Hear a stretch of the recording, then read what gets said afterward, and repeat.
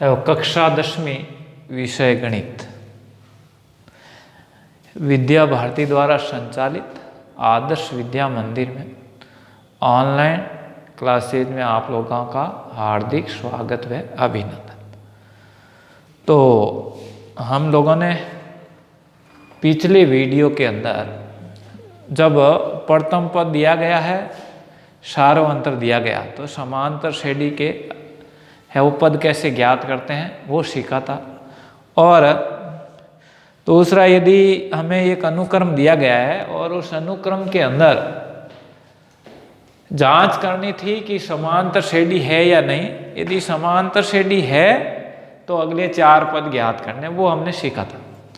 अब हम सीखेंगे कि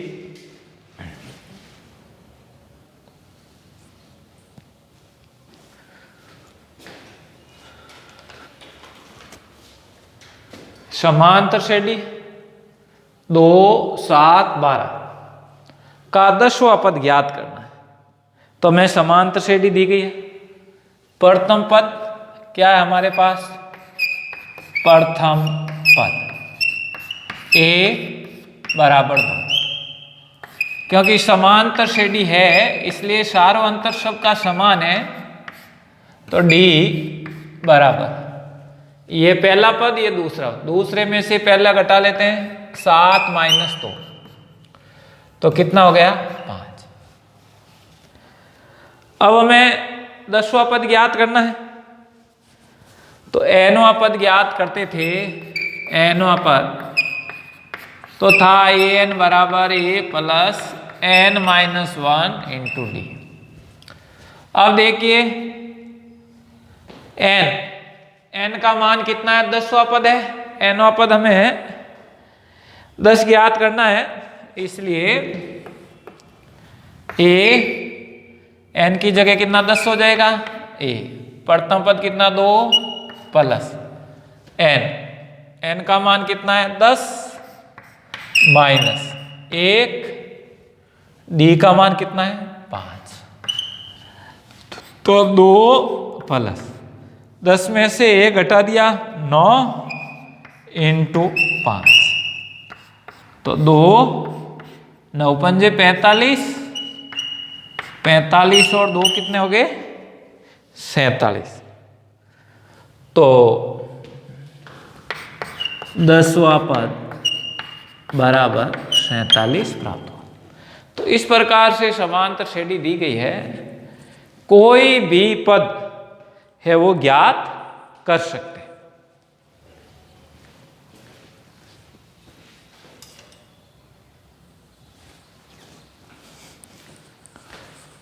अब है इसी में दूसरा प्रश्न हल कीजिए। समांतर श्रेणी 21, 18, 15 का कौन सा पद -81? इन पहले सवाल के अंदर तो ये दिया था, समांतर श्रेणी दी हुई थी और उसके अंदर यानी पद ज्ञात करना था। तो उसमें 10वां पद कितना होगा, 12वां, 15वां, जैसा पूछा था। अब इसके अंदर है कि पद का मान तो दे दिया गया है। अब वो संख्या यानी किस पद पर, यानी कितने क्रमांक पर आएगी, जैसे 7वां पद, 12वां पद, 15वां पद, 20वां पद, वैसे। तो अब समांतर श्रेणी दी गई है। प्रथम पद a बराबर कितना है? 21। अब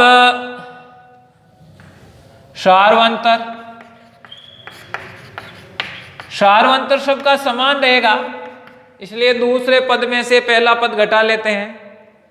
18 माइनस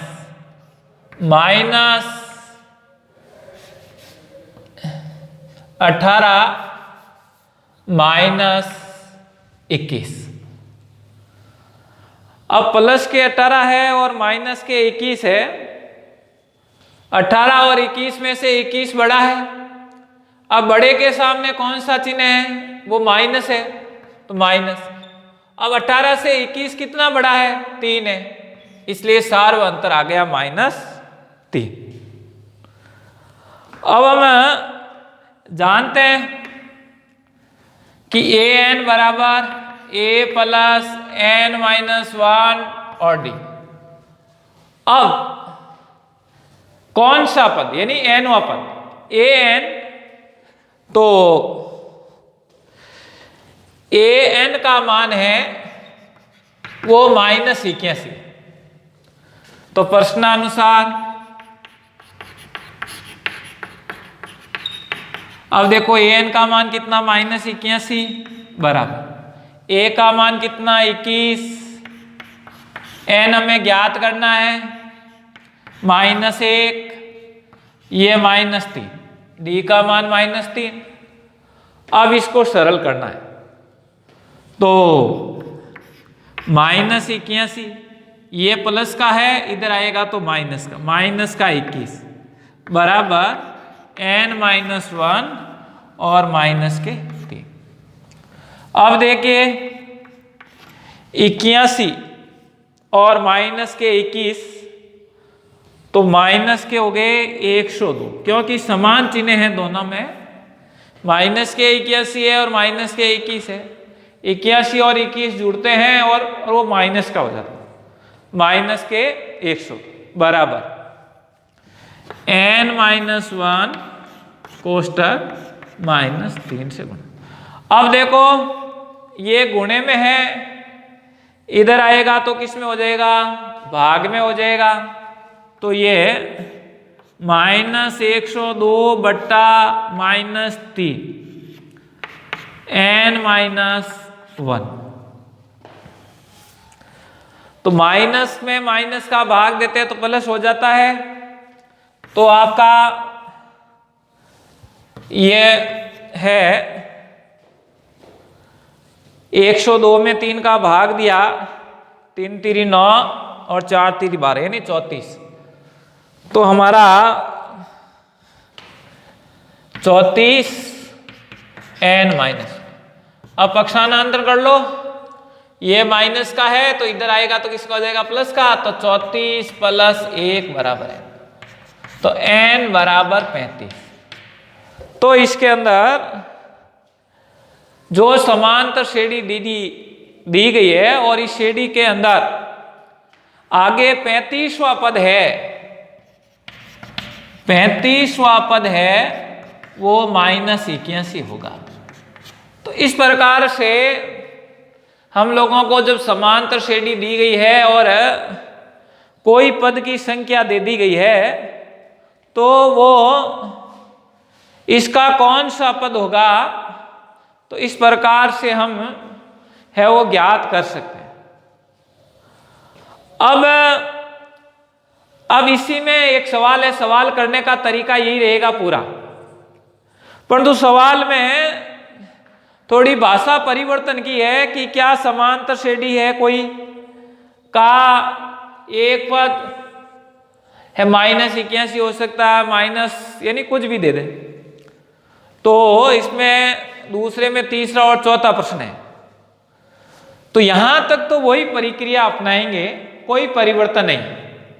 अब यहां देखेंगे कि वो पद वास्तव में है या नहीं, वो पद उस समांतर श्रेणी में आएगा या नहीं। तो जब n